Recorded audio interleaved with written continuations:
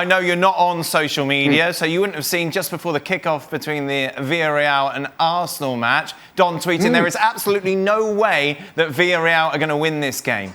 Yeah, but funny enough, you sent it across to me, so that was all right. So I did see it. No, I mean, Villarreal actually started the game really well. Robbo. I thought there was a lot of pace about Arsenal, and I saw Don's tweet saying that Villarreal had no pace, and that was quite right.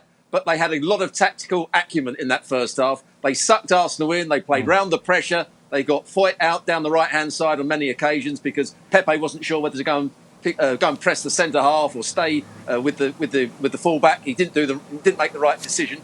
And I thought Villarreal in that first half played some really good football, tidy on the ball, good passing, great movement.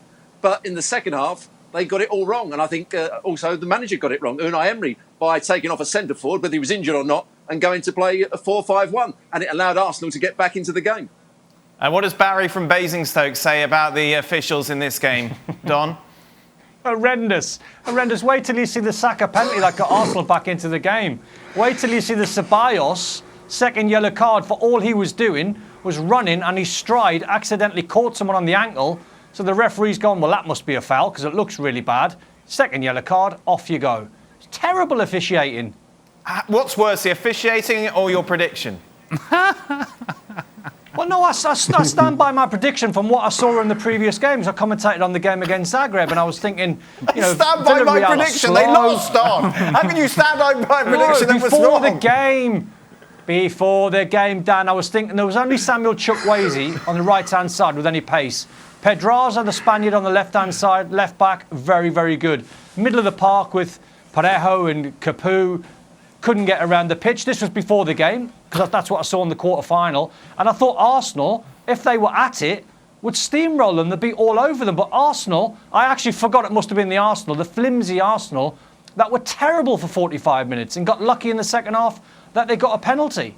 So Arsenal will be delighted the way they played. Horrendous performance coming away losing 2-1. They'll be delighted with that. Was Saka a penalty, Robbo?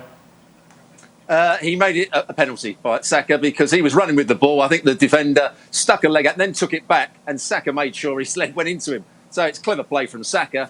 And the referee, once he'd given it, the VAR wasn't going to change it. I wouldn't have given a penalty, and I'm with Don. I wouldn't have given a sending off or a second yellow card for Ceballos. That was a ridiculous decision. Robert, who's a better manager? On the evidence of the first half, you'd have to say Unai Emery got his tactics absolutely right. Mikel Arteta tried to play with a diamond in midfield. He then played with it was meant to be it was a back four, but with Chambers going high and wide down the right hand side, and Villarreal got into that space. They got down the side of Ceballos because he was tucked in midfield on the left hand side of the diamond. So in the first half, Unai Emery got his tactics absolutely right, and Mikel Arteta got them all wrong. But I think it was the other way around in the second half. Why he went to a 4-5-1, I will never know, because it just invited pressure. And even when they went down to 10 men, Arsenal, they still defended too deeply, Villarreal. So I think he got it wrong in the second half in Emery. Who's going through, Robbo?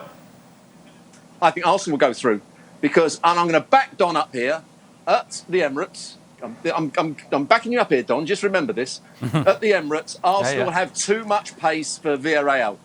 And he's right. The only player that had a bit of pace in the side was the right-sided midfield player, Chukwueze, who went at the full-back quite often.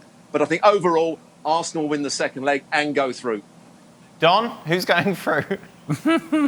I'm going all in, and I've got to go all in Arsenal. I have to. I have to. I've got to say, I think they'll be too quick for them, too powerful for them. But they've got to improve, because they can't play at a slow tempo. If you play a slow tempo, Villarreal are very, very good at keeping the ball. Parejo doesn't really give the ball away, but you can get off him.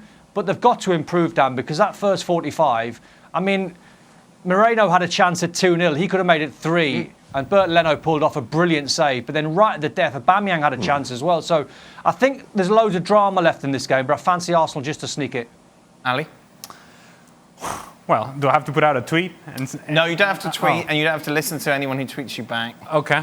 So I don't care what people are saying out there on Twitter? Well, it depends if they're agreeing with you. Okay. Well, I have to say this.